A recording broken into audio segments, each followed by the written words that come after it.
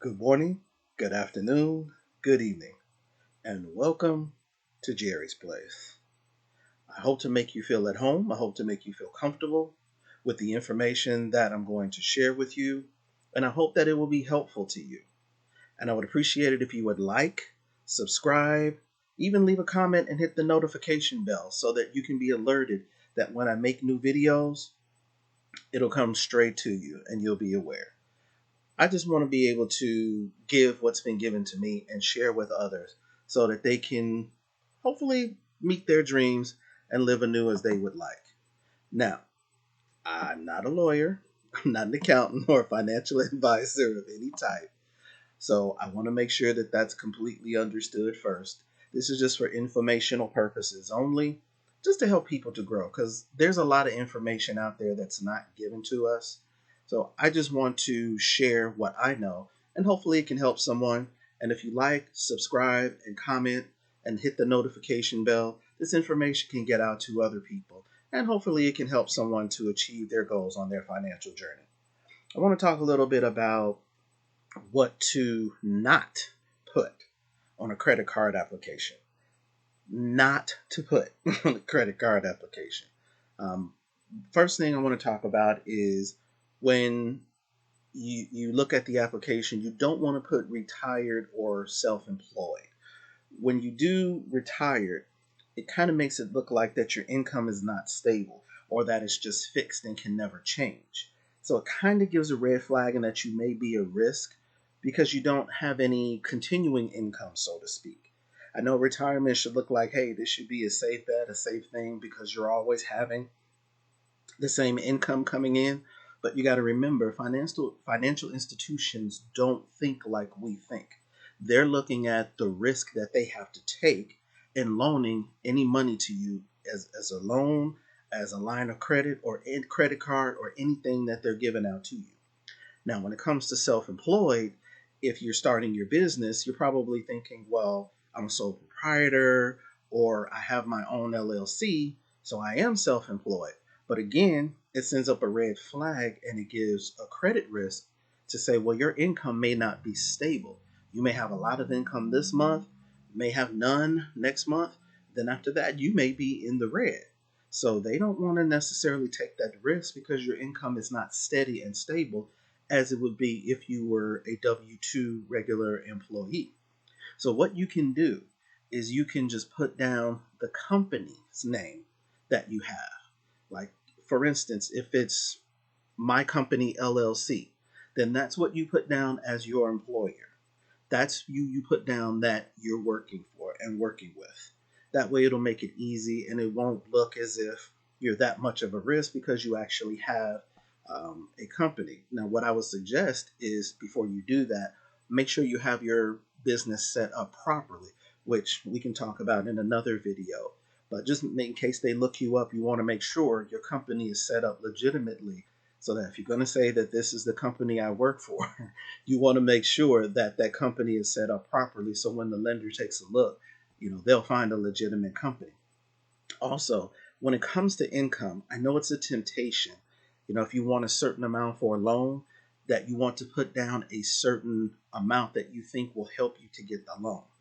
So you want to be careful. You don't want to put it too high and you don't want to put it too low. Now, if you put it too low, you run the risk of being denied because you have to think about your debt to income ratio. That's also abbreviated as DTI because they're going to look at what you have in debt and what you have coming in income. Say, for instance, if your bills are $2,100 a month and your income coming in is $3,000 a month, that's more than 60% debt to income ratio. Most banks want to see 30 or less. So you would be considered a risk if you're at that point. So you want to be careful what you're going to put down. Now, if you put it too high, then you're looking at the possibility of getting a red flag because they want verification of that income. If you say that, okay, I make $500,000 to $1 million in income, they may want to say, okay, we need to see bank statements, we need to see tax returns, we need to see if you're W 2 or however you put it down, we may need to see pay stubs. So you don't want to put too much to try and ensure that you're going to get the loan, because they may just call your bluff and verify that. So you want to be very careful. So one good idea is your household income.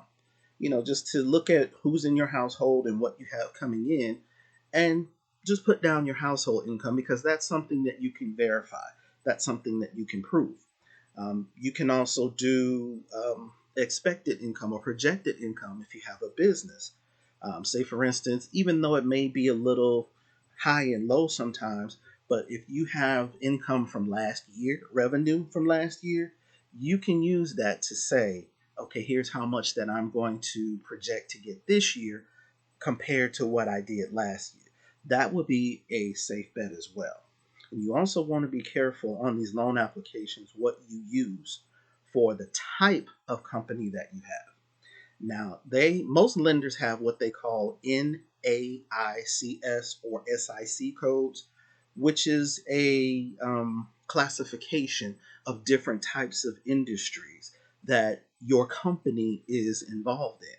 You want to be careful of industries that deal with financial services, credit repair, even real estate investing. You want to be careful of that. Anything that have to do with gambling, anything in that area, you want to be careful of, because banks are real shy about lending to companies that have their hands in businesses like that.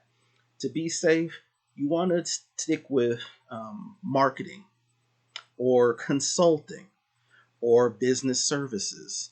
Those things are pretty general, pretty generic. So it does actually help to push the application forward, so there won't be any red flags as to what industry your business is in. Now, also, what you're going to be looking at on these applications is, what do you want to use the money for?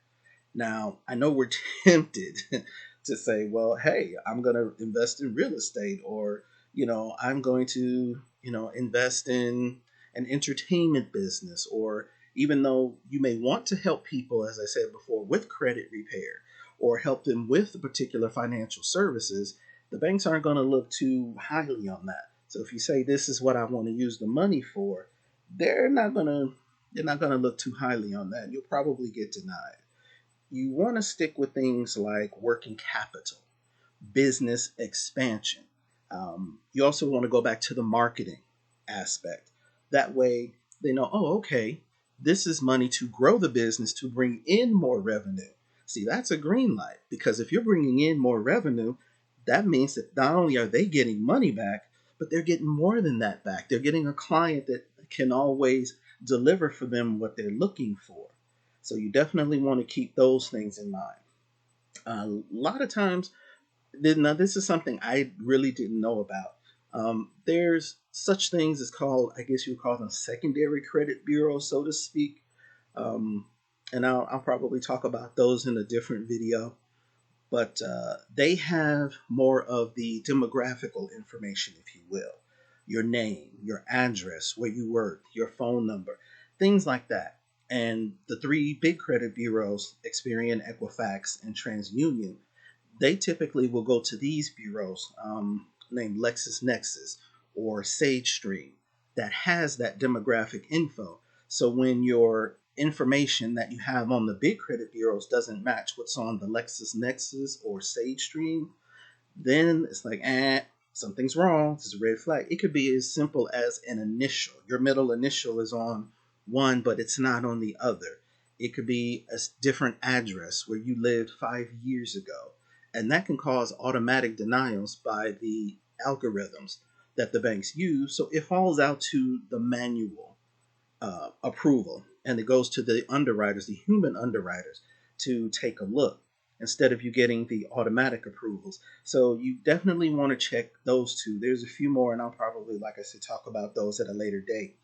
But you definitely, LexisNexis and SageStream, you want to check those and make sure the information is correct. And even when you're applying, freeze those reports so that even if the credit bureaus want to go and verify, they can't get that information. So you won't get that automatic denial. A lot of times, credit unions are a lot easier on approvals than the bigger banks. So you may want to look at that as something that you can try. Maybe a little bit easier on the approvals, the automatic ones and the manual ones. They're usually pretty friendly about giving you those type of approvals. As far as your income goes, too, you definitely want to use the stated or projected income to help you to get those approvals out when you're trying to go for your business side. When you're using your business, you want to go ahead and use that type of income. And what may be a good idea also, if you can, it's not a must, but it's a plus. Do a cash flow projection sheet. Banks love to see all kinds of numbers and information on paper. Um, I've seen it before. There are services on like Fiverr and Upwork. Um, I don't know of anyone personally or can't recommend anyone to you, but I know there's people out there that do those things. So, DYOR, do your own research and kind of check out what might be out there. If you need something like that, a cash flow projection may actually help. They may not ask for it, but actually it may help you kind of get your strategy in mind with knowing what you want to do, and that will give you more confidence because you understand what your business is there to do and where your income is coming from, and you can actually see it in writing and say, hey, this is what I'm looking to make, this is what I'm projected to make. And then you can have confidence, whether it's automatic or manual underwriting, in saying, yes, this is what my income is going to look like. It always helps to have that business mindset when you're going for these loans like this. It also straight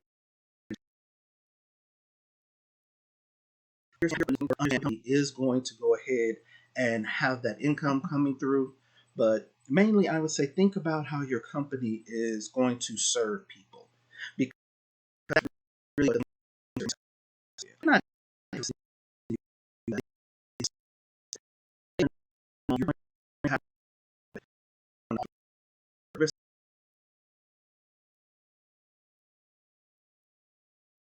of lending to you because they see what the purpose is and they can see, wow, this is something that can generate revenue and bring in income. And it helps us when we issue these loans because we get to collect the interest, of course, which is what the look at.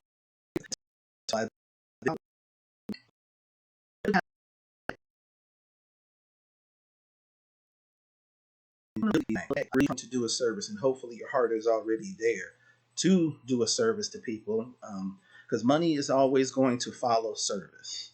When you go to serve other people, then that money is just going to automatically come. So think about that when you're doing the heart first. You have to give to get. People don't care about what you know until they know that you care. And when they see that your business actually cares about what it's doing and what it's sharing, not only will the people come, but the money will come and the banks will see, wow, this is something that we can get behind. I hope this information was helpful to you. Like I said, I just want to help people because I know how I feel. Sometimes you get lost on this financial journey and you don't know where to turn. So I hope I helped you out a little bit. And with the next video,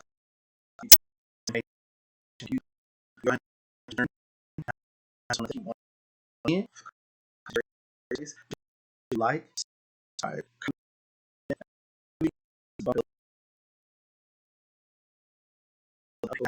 again, coming to Jerry's place. See you soon.